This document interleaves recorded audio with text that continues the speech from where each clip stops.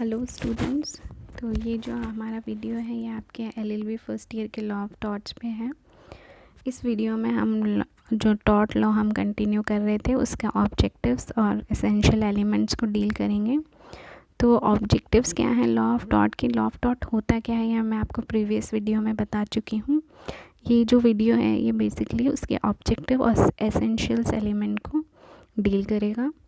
Objective क्या है law of torts का, तो लॉ ऑफ टॉर्ट्स की जो मेन ऑब्जेक्टिव है उनमें से है to determine rights between the parties to the dispute. यानी टॉर्ट लॉ के उस पर अगर कोई भी व्यक्ति कोई भी प्लेंटिव पिटिशन फाइल करता है तो उसमें कोर्ट का जो डिसीजन होगा वो बेसिकली इस चीज़ पे बेस होगा कि आखिर राइट्स क्या हैं पार्टी के।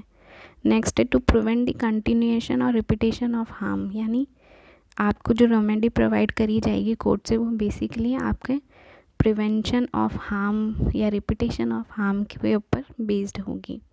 नेक्स्ट है to protect the certain right of every individual recognised by law. यानी कुछ ऐसे राइट्स हैं जो लॉ के रिकॉग्नाइज्ड हैं उनको प्रोवाइड कराने के लिए लॉ ऑफ टॉर्ट का यूज़ होता है। नेक्स्ट है to restore once property to the rightful owner. यानी राइटफुल ऑनर तक उसकी खुद की जो राइट है उसका प्रॉपर्टी को यूज़ करने का, उसको रीस्टोर करने का भी जो ऑब्जेक्टिव है वो लॉ ऑफ टॉर्ट्स में दिया गया है। तो ये मोटे मोटे तौर पे लॉ ऑफ टॉर्ट्स के ऑब्जेक्टिव हैं। अब हम आ जाते हैं कि इसके एसेंशियल एलिमेंट्स क्या हैं। यानी अगर आपको लॉ ऑफ टॉर्ट्स में कोई पिटिशन फाइल करनी है तो उसके लिए कुछ एसेंशियल एलिमेंट्स को आपको डील करना होगा। तो वो कौन कौन से हैं, तो सबसे पहला जो एसेंशियल होता है वो होता है रॉन्गफुल एक्ट। यानी जब हम डेफिनेशन डिस्कस कर रहे थे तो मैंने आपको बताया था कि लॉ ऑफ टॉर्ट में क्या होता है कि एक व्यक्ति का लीगल राइट होता है जिसको कि दूसरे व्यक्ति ने इन्फ्रिंज किया होता है और उसको हम क्या कहते हैं, सिविल रॉन्ग। तो वो सिविल रॉन्ग जो है वो क्या है, एक रॉन्गफुल एक्ट है, टॉर्शियस एक्ट है। तो जब भी आप टॉर्ट में कोई राइट क्लेम करेंगे तो सबसे पहले आपका कोई लीगल राइट का इन्फ्रिंजमेंट होना चाहिए, यही आपका क्या है, रॉन्गफुल एक्ट है। Wrongful act can be either morally wrong और legally wrong and can also be both at the same time. यानी अगर देखा जाए तो रॉन्गफुल जो एक्ट है वो मॉरली भी रॉन्ग होता है और लीगली भी रॉन्ग हो सकता है। लेकिन मॉरल रॉन्ग के लिए ज़रूरी नहीं है आपको रेमेडी प्रोवाइड हो, लेकिन लीगल रॉन्ग के लिए आपको रेमेडी प्रोवाइड होती है। इसको बहुत ही सिंपल से एग्जांपल से हम समझते हैं। ये जो नीचे एग्जांपल दिया गया है इसको देखते हैं। If someone whose religion does not allow him और her to eat non vegetarian food still it eats it then she and he will be morally wrong but not legally wrong.